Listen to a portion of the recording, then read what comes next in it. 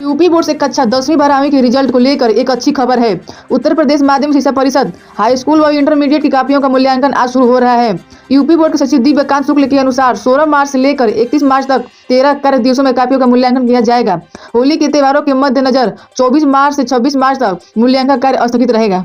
नमाज पढ़ रहे विदेशी छात्रों संग मारपीट में 2 गिरफ्तार। विदेश मंत्रालय का भी आया बयान। गुजरात यूनिवर्सिटी के हॉस्टल कैंपस में विदेशी छात्रों से हुई मारपीट मामले में पुलिस ने अहमदाबाद के हितेश मेवाड़ा और भरत पटेल को गिरफ्तार किया है। इस मामले में विदेश मंत्रालय ने संज्ञान लिया है। मंत्रालय के प्रवक्ता रणधीर जायसवाल ने बयान जारी कर बताया कि राज्य सरकार अपराधियों के खिलाफ सख्त कार्रवाई कर रही है। ये पूरा विवाद विदेशी छात्रों द्वारा कैंपस में नमाज पढ़ने पर शुरू हुआ था।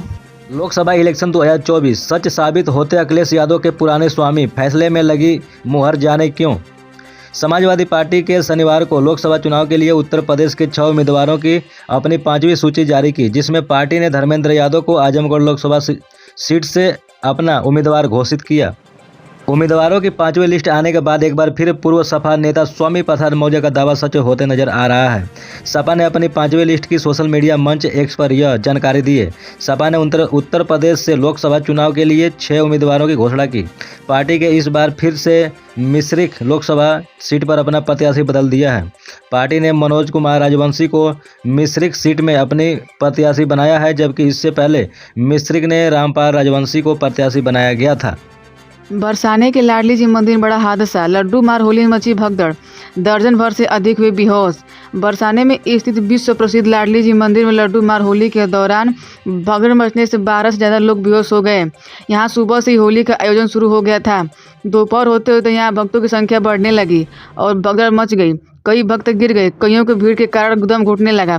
पुलिस ने जैसे तैसे स्थिति को काबू में किया और फंसे हुए लोगों को बाहर निकाला, अस्पताल में भर्ती कराया। अरविंद केजरीवाल को ईडी ने फिर भेजा नोटिस, पूछताछ के लिए 9वीं बार बुलाया। दिल्ली शराब नीति मामले से जुड़े मनी लॉन्ड्रिंग केस के परिवर्तन निदेशालय ईडी ने रविवार को एक बार फिर आम आदमी पार्टी के मुखिया अरविंद केजरीवाल को नोटिस भेजा है। ईडी की तरफ से दिल्ली के मुख्यमंत्री को भेजा गया ये 9वां समन है। जांच एजेंसी की तरफ से भेजे गए नोटिस के केजरीवाल से कहा गया है कि वे 21 मार्च को ईडी दफ्तर आकर जाँच में सहयोग करें। एक को आखिरी बार 27 फरवरी को नोटिस मिला था। अरविंद केजरीवाल को ईडी ने फिर भेजा नोटिस, पूछताछ के लिए 9वीं बार बुलाया।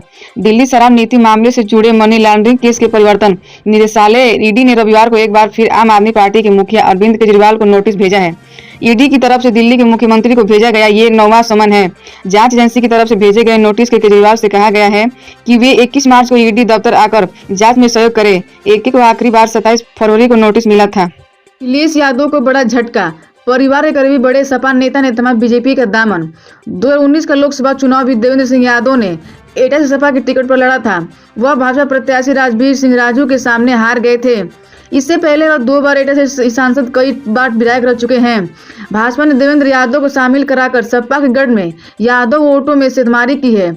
इस मौके पर सपा नेता संदीप पाल भी भाजपा में शामिल हुए। यूपी की सभी 80 सीटें जीतेगी भाजपा, डिप्टी सीएम भूपेंद्र चौधरी ने कहा। प्रधानमंत्री नरेंद्र मोदी की नीतियों में लोगों के बढ़ते विश्वास से भाजपा का करवा बढ़ जा रहा है।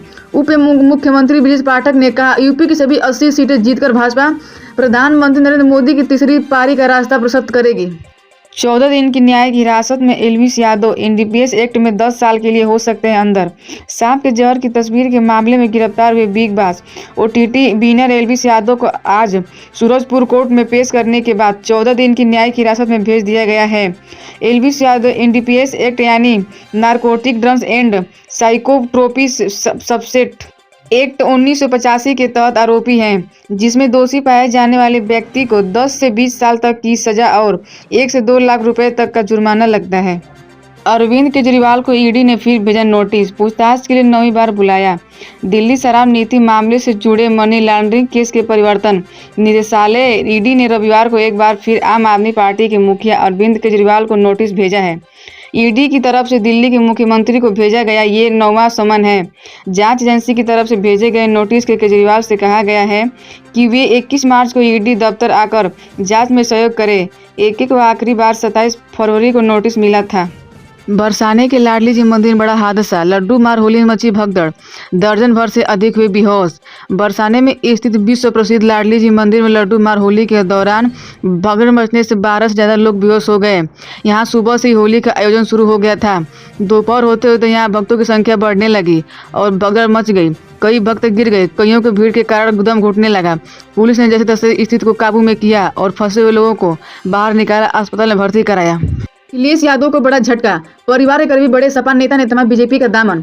2019 का लोकसभा चुनाव भी देवेंद्र सिंह यादव ने एटा से सपा के टिकट पर लड़ा था। वह भाजपा प्रत्याशी राजवीर सिंह राजू के सामने हार गए थे। इससे पहले वह 2 बार एटा से सांसद, कई बार विधायक रह चुके हैं। भाजपा ने देवेंद्र यादव को शामिल कराकर सपा के गढ़ में यादव वोटों में सिरमारी की है। इस मौके पर सपा नेता संदीप पाल भी भाजपा में शामिल हुए। यूपी की सभी 80 सीटें जीतेगी भाजपा। डिप्टी सीएम भूपेंद्र चौधरी ने कहा, प्रधानमंत्री नरेंद्र मोदी की नीतियों में लोगों के बढ़ते विश्वास से भाजपा का करवा बढ़ जा रहा है। उप मुख्यमंत्री ब्रजेश पाठक ने कहा, यूपी की सभी 80 सीटें जीतकर भाजपा प्रधानमंत्री नरेंद्र मोदी की तीसरी पारी का रास्ता प्रशस्त करेगी। बरसाने के लाडली जी मंदिर में बड़ा हादसा, लड्डू मार होली में मची भगदड़, दर्जन भर से अधिक हुए बेहोश। बरसाने में स्थित विश्व प्रसिद्ध लाडली जी मंदिर में लड्डू मार होली के दौरान भगदड़ मचने से 12 से ज्यादा लोग बेहोश हो गए। यहां सुबह से ही होली आयोजन शुरू हो गया था। दोपहर होते होते यहां भक्तों की संख्या बढ़ने लगी और कई भगदड़ मच गई। कई भक्त गिर गए, कईयों का भीड़ के कारण दम घुटने लगा। पुलिस ने जैसे तैसे स्थिति को काबू में किया और फंसे हुए लोगों को बाहर निकाला, अस्पताल में भर्ती कराया। इजरायली सेना को मिली बड़ी कामयाबी, हमास के चीफ ऑफ स्टाफ मरवान इस्सा को भूमिगत ऑपरेशन में मार गिराया। इजरायली सेना को गाजा में बड़ी कामयाबी हाथ लगी है। इजरायली सेना ने एक भूमिगत ऑपरेशन हमास आतंकी संगठन चीफ ऑफ स्टाफ मरवान इस्सा को मार गिराने का दबाव किया है। इजरायली सेना ने इस भूमिगत ऑपरेशन का वीडियो भी जारी किया है। इजरायली सेना को मिली बड़ी कामयाबी, हमास के चीफ ऑफ स्टाफ मरवान इस्सा को भूमिगत ऑपरेशन में मार गिराया। इजरायली सेना को गाजा में बड़ी कामयाबी हाथ लगी है। इजरायली यूपी बोर्ड से कक्षा 10वीं 12वीं के रिजल्ट को लेकर एक अच्छी खबर है। उत्तर प्रदेश माध्यमिक शिक्षा परिषद हाई स्कूल व इंटरमीडिएट की कॉपियों का मूल्यांकन आज शुरू हो रहा है। यूपी बोर्ड के सचिव दिव्यकांत शुक्ल के अनुसार 16 मार्च से लेकर 31 मार्च तक 13 कार्य दिवसों में कॉपियों का मूल्यांकन किया जाएगा। होली के त्योहारों के मद्देनजर 24 मार्च से 26 मार्च तक मूल्यांकन कार्य स्थगित रहेगा। बरसाने के लाडली जी मंदिर में बड़ा हादसा, लड्डू मार होली में मची भगदड़, दर्जन भर से अधिक हुए बेहोश। बरसाने में स्थित विश्व प्रसिद्ध लाडली जी मंदिर में लड्डू मार होली के दौरान भगदड़ मचने से 12 से ज्यादा लोग बेहोश हो गए। यहां सुबह से ही होली आयोजन शुरू हो गया था। दोपहर होते होते यहां भक्तों की संख्या बढ़ने लगी और कई भगदड़ मच गई। कई भक्त गिर गए, कईयों का भीड़ के कारण दम घुटने लगा। पुलिस ने जैसे तैसे स्थिति को काबू में किया और फंसे हुए लोगों को बाहर निकाला, अस्पताल में भर्ती कराया। आगामी लोकसभा चुनाव के लिए समाजवादी पार्टी ने चंद्रशेखर आजाद को झटका देते हुए नगीना सीट से मनोज कुमार को सपा का प्रत्याशी बना दिया है। जिस पर चंद्रशेखर आजाद की प्रतिक्रिया सामने आई, उन्होंने साफ संकेत दिए हैं कि वो इस सीट से चुनाव लड़ेंगे, भले ही वो अकेले मैदान में उतरे। आजाद समाज पार्टी के मुखिया चंद्रशेखर आजाद को लंबे समय से नगीना सीट से चुनाव लड़ने की तैयारी कर रहे थे।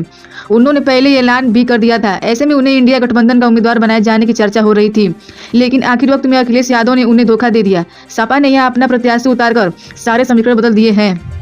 आगामी लोकसभा चुनाव के लिए समाजवादी पार्टी ने चंद्रशेखर आजाद को झटका देते हुए नगीना सीट से मनोज कुमार को सपा का प्रत्याशी बना दिया है। जिस पर चंद्रशेखर आजाद की प्रतिक्रिया सामने आई, उन्होंने साफ संकेत दिए हैं कि वो इस सीट से चुनाव लड़ेंगे, भले ही वो अकेले मैदान में उतरे। आजाद समाज पार्टी के मुखिया चंद्रशेखर आजाद को लंबे समय से नगीना सीट से चुनाव लड़ने की तैयारी कर रहे थे। उन्होंने पहले ही ऐलान भी कर दिया था। ऐसे में उन्हें इंडिया गठबंधन का उम्मीदवार बनाए जाने की चर्चा हो रही थी, लेकिन आखिर वक्त में अखिलेश यादव ने उन्हें धोखा दे दिया।